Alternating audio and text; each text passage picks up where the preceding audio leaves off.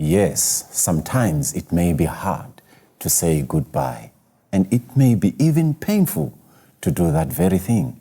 And sometimes it may be heart-wrenching to say, I miss you, especially when that which was important in your life has exited the realms of the living. So today we have the show, Handling Painful Goodbyes. And our topic for today is a ray of hope when death strikes. To take us through that process, we have our beautiful sister, Vuyi, and she's going to be talking to us. Welcome, Vuyi. Welcome, Pastor. Thank you. Would you introduce yourself so that people may know who we are talking to? Thank you. Thank you for the warm welcome. Hello, everyone. My name is Vuyisile Mazwi. I come from Bulawayo, Zimbabwe, a mother of 3 beautiful kids, a work in progress by God's grace. Thank you. Thank you. I've heard that you are a work in progress, and it means that you are still climbing up a certain ladder, and I don't know where the ladder is headed, but I must be thinking that you must have had a childhood dream and maybe a perspective that maybe is socially constructed, or maybe that you have about marriage. And what was it like when you were growing up as a child? Growing up as a child in an Adventist family, marriage was something that was always talked about, spoken about, as to say. It was expected that you grow up, you get married, and you move to your own home. So when I was growing up, I wanted to get married to someone like my father. Okay, that's interesting. Like your father, okay. Oh, how was your father like? That which I think he must have had some qualities that you admired. And what are those qualities? Maybe just pick 2 or 3, I don't know. Okay, my dad is a very gentle person. Oh, hey. Tall, handsome, okay. and loving. Okay. Yes. Beautiful. I think something that is a common thread among young people, tall. The guy must be taller than me. So yes. I don't know whether this became a reality when you got married. Yes, it did. Let's talk about that. Yes. I met my husband at a youth camp. Mm-hmm. So the first time I saw him, I was like, wow, that tall guy. Okay. But then it didn't register that there was anything that was going to happen. Wow, that tall guy. Yes, that tall guy. Yes. So I don't know how he got my number. Back then, cell phones were just about starting, you know. Mm-hmm. So then he calls me and he asked me if I was coming for another program the following week at his church. Mm-hmm. So I went there, and from there he proposed. I was like, wow. Okay. I didn't say no. Oh, beautiful. You couldn't say no. Yeah, because it was just what I wanted. He was just like your father. And yes. Wow, what a beautiful meet-up. And I think that camp must have been heaven ordained. It must have. From your perspective, I don't know whether from everybody's perspective, but this must have been a very beautiful meet-up, and it must have been a very great thing. And just share with us your marriage journey. Well, it was a beautiful journey. Though it was short-lived, it was 2 years, 2 days, according to my calculations. As we all know that the first 2 years of marriage, we can safely say it's the honeymoon phase. Things are smooth, you know, you've got dreams, you've got expectations, you're getting to know each other, you know, the adrenaline, you know, you really don't know what to expect of each other, but it was quite a beautiful journey. Wow. Yes. That's beautiful. Thank you very much. Stay tuned. Please don't go away. After the break, we are going to listen to what happened after the 2 years and 2 days.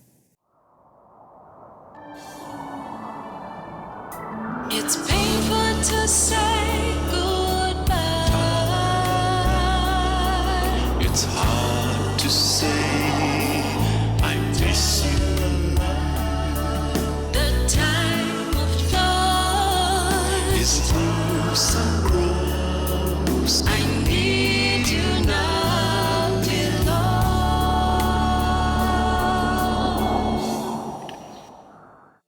Welcome back to the show, Painful Goodbyes. You are with me, Skhumbuzo Dube and Vuyisile Mazwi. Before we went to the break, we were talking about your husband and the married life. What are the highlights from your married life? Thank you, Pastor. My husband was a God-loving man. He dedicated most of his time working for God. Mm-hmm. He would go out of his way to make sure that the work in the house of the Lord was running smoothly. Mm-hmm. I remember there were incidences when we would host preachers would come for crusades or week of prayers. Mm-hmm. He would make sure they are well fed, they're taken care of. Even if the preacher was working, he would make sure he gets up early in the morning, take them to work. Mm-hmm. After work, bring them for the night service. Mm-hmm. I also remember this one time when the janitors from the church decided they didn't want to do some cleaning. He dedicated his time on Thursdays to take some time off work. We got to clean the church together. He was a loving father, very loving. I remember at one point when my little boy would cry, usually kids when they cry, they say mama, in our language, they say mama. But he would say daddy, it was quite weird. How do you cry calling your father instead of calling your mother? So he had a very good bond with his son. And if ever there is a thing that he really looked forward to was taking his son to school. The first day taking your son to school, he would always say, Lord, I pray that you give me life until I see my son go to school the first day. It was one of his dreams to see his son go to school and taking up the responsibility of a father. He was a very, very responsible person. Wow. And he loved reading stories to his son. And as far as our relationship is concerned, well, we were very close. I'm not a very talkative person, but I remember this other day he said to me, if ever there is a thing that I liked about you, is the peace that I find in you. Okay. I was like, peace, me. I could not understand what he meant then.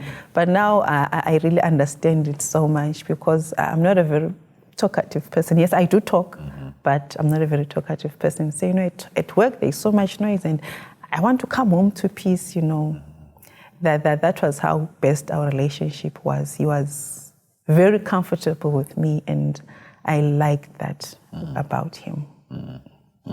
Oh, what a journey and what a life-changing and touching situation it was. And I just want to know, maybe if you are comfortable in relating how your journey was, the 2 years and 2 days and the last days when you lost your spouse. Well, like I said before, our married life was short-lived. At one point, he came home complaining of some headache and some chest pains. So we thought it was something that was going to pass. Then, as time went by, the pain grew worse. So we decided to seek medical help. And then when he went to see the doctor requested that he run some tests. So when they did the test, they found out that there was something wrong with the liver. So for them to conclude on the problem, they had to do a liver biopsy. So I remember the day when he went for the test, the liver biopsy test. When he came home, he was different. He was a very jovial kind of person, the kind of man who comes home and everything lights up. But that day, it was different. His face was something I'd never seen before. So then he comes home with the results and he says to me, I've got cancer. That was a blow. That was a blow. Cancer, just like that. Cancer. The question was, cancer where? It was the liver. So what came to my mind was how, you know, because knowing him, he never smoked at any point in his life. He didn't even drink at any point in his life. So it was mind, blowing. How does someone who's never done all these things suddenly have cancer of the liver? So it was a very difficult point. We never had the answers. We didn't know what really could have brought up the whole thing. Then the sad part was, knowing cancer, it doesn't attack you like quickly. It's got stages, stage 1, stage 2. But with him, it was different because his condition was deteriorating almost every day. So then we later on went to South Africa for treatment. And when we were in South Africa for treatment, we went to one of the best hospitals in Florida. It was a private hospital run by white people. The only black people you would find in the hospital was maybe the nursing staff or the janitors. So we had that hope that we are getting the best treatment, But unfortunately, he never responded to the treatment. His condition went worse, by day. And then finally we came back home. They told us to come back home. When you're told to go back home, the next thing you're asking yourself, did anything work, So we came home, went to Mater Dei, and when we went to Mater Dei, the doctor that attended us gave us morphine. So to me, morphine, it's the last drug that is given to a person to die peacefully. So that didn't settle well with me. I lost hope. Because at least maybe if it was an antibiotic, I would understand. Maybe we're dealing with some bacteria or something, but it was morphine. So I was supposed to give him morphine. And now when you're giving someone morphine, you know that person is going. It was a very difficult time for me because I had to be strong for him, There are times when I would break down. I couldn't break down in front of him. I would go out of the room, break down, come back, go out of the room, break down, come back. And when the person is at that stage in life, they are more of a baby because you have to make sure they go to the washroom. You have to make sure you feed them. And that on its own was killing him, knowing at this age I'm being treated like a baby. But that was the only thing we were left with. We had to take care of each other. Then I remember the last week he passed away. The question he asked me is, why is God doing this to me? I could not answer that question because I also didn't know why God was doing that to him. So I had to be strong for him, like I said before. I kept on saying, he has a reason why. That's what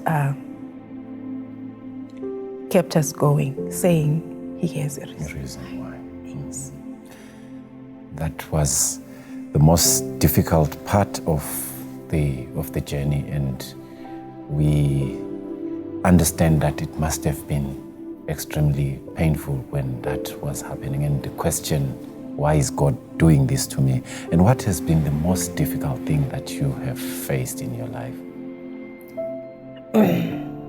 Growing up in a society, as girls, we are socialized that you have to leave home one day and have a home of your own. So when this happened, the question was, what do I do from now? That was the most difficult thing I had to come across with. What do I do from now? How do I handle my life from now? Because what I know is I should be married. I should be running my home. I should have someone next to me. But here my own. How do I handle things from now? That has been the most difficult. That was the most difficult part there. Yes.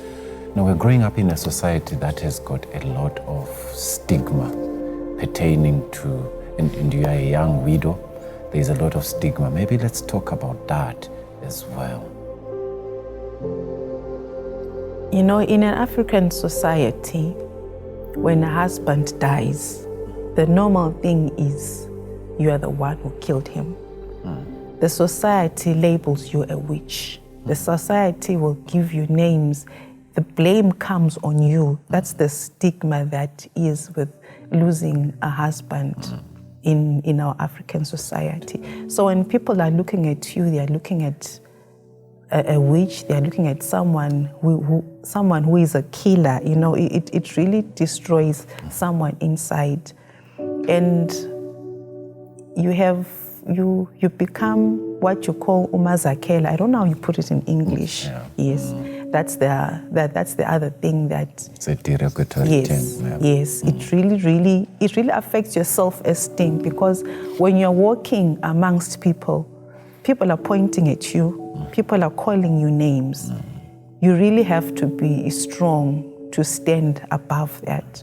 So the stigma is so terrible that it tears down your self-esteem. You lose your self-worth, you know, from the girl growing up with dreams to a widow.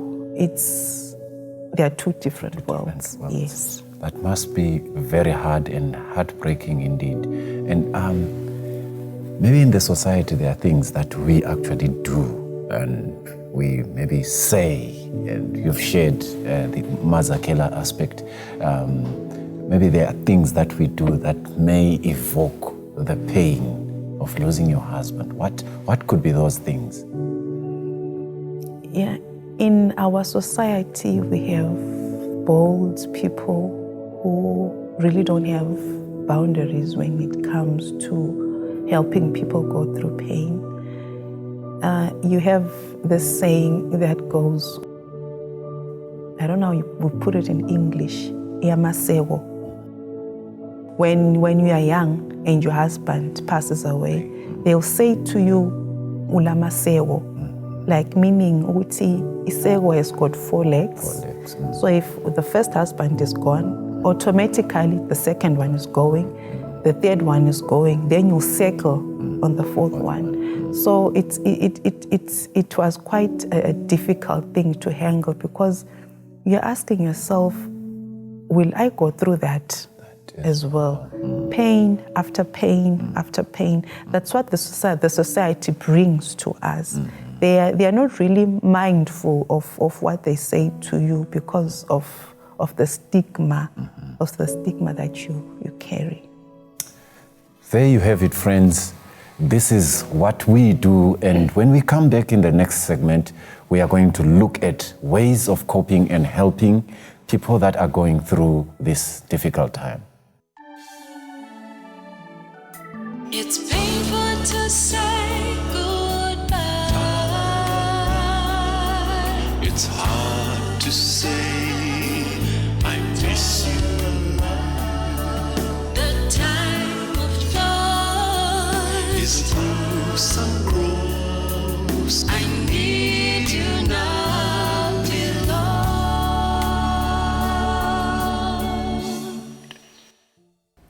Welcome back. This is the show, Painful Goodbyes. I'm with Vuyi. We've been discussing a very important topic, and we are discussing a ray of hope when death strikes. She has shared her story, and I'm wondering if there are any triggers that awaken the grief and how you handle those ones. Yeah, they are there, especially when you see couples together. You look at them and say, but what happened to me? You know, seeing couples together, it brings back the memory. You know, you start saying, if only he was here. But then you tell yourself, well, God allowed it to happen. So I have to accept it and keep moving. And especially when birthdays come, you know, boys and their fathers, you know, the absence of the father in a boy's life is a constant trigger, wishing that he was there to mentor the child, wishing that he was there to teach him quite a number of things that you as a woman can't do. It's also a trigger as well. But because God gave us good support systems, there are uncles, there are other people who chip in to do one or two things. God provides us with those people to help us along the way. Knowing that this is a very difficult thing, what has been your source of strength?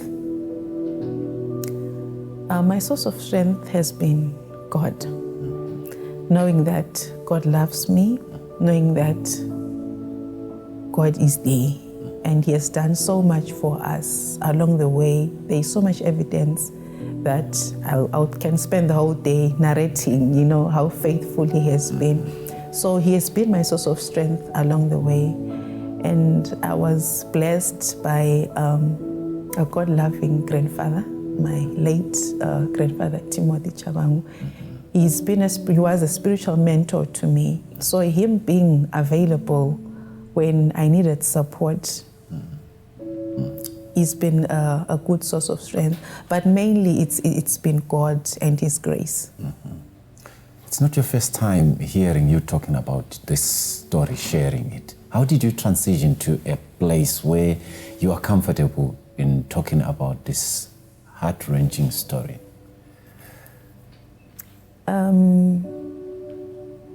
Grief has got stages, and you have to allow yourself to heal. Because if you don't allow yourself to heal, it's like allowing a wound to become septic. Okay. When you get hurt, your wound bleeds. It bleeds for some time and the bleeding subsides. And then you have that layer, on that dark layer on the wound. And when you remove that layer, there's a little bit of blood that comes out and it dries again. And then we have another layer. When you remove the last layer, there'll be no blood at all. So grief is like that. It's got its stages. So you have to allow yourself to heal. You have to allow yourself to go through every stage of grief. Because if you don't allow yourself to go through every stage of grief, your wound becomes septic. And if it becomes septic, it attracts negative vibes around you. But if you allow yourself to heal, people come around you because they become comfortable around you. The people who want to help you will come around and help you. But if you don't allow that wound to heal, you attract the wrong people. People come to you with negative vibes, so I can say, and the healing process becomes longer. So I allowed myself to go through every stage of healing, allowing myself to heal, telling myself that this is what has happened. If I let it go beyond this, it kills me. So to help myself, I had to allow myself to go through all stages of healing. Thank you. If you were to speak to the younger Vuyi, what would you say to her? Well, I would say trust God. Because when you trust God, life becomes much easier. Okay. Because He's the only source of strength, He's the only source of hope, and you find all the answers from Him. Because in this process, you have so many questions which no one can answer. Because with the questions that you have, the why me, no one can answer all those questions besides God. So what would be your last words of hope to someone that may be going through this difficult time? What I would say is pain is an inevitable part of life as long as we are living this side of the world. We all go through pain, but the most important thing is how you manage your pain. If you're going through pain, make sure that you have a good support system. And if the good support system is not there, there is a God in heaven who is ready to carry us through when we are going through whatever challenge we are going through. There is a song that I like. It says, if He carried the weight of the world upon His shoulders, I know, my brother, that He'll definitely carry you. Thank you very much, ladies and gentlemen, for spending time with us. And thank you, Vuyi, for coming to the show. And I hope you have been blessed. So for me, Skhumbuzo Dube and Vuyisile Mazwi, and the crew behind the scenes, it's a wrap. It's painful to say goodbye. It's hard to say I miss you. The time of joy Is through some rose. I need you now, beloved.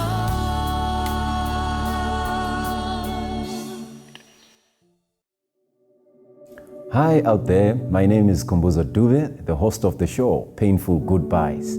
This is a show that narrates the lives of those that have gone through difficult things and they have lost a certain thing or a certain person or a certain kind of a valuable entity that they may have had. Do you have that kind of a story and are you willing to share it? This is the place to share that story. Get in touch with the producer of the show and the contacts are on the screen below.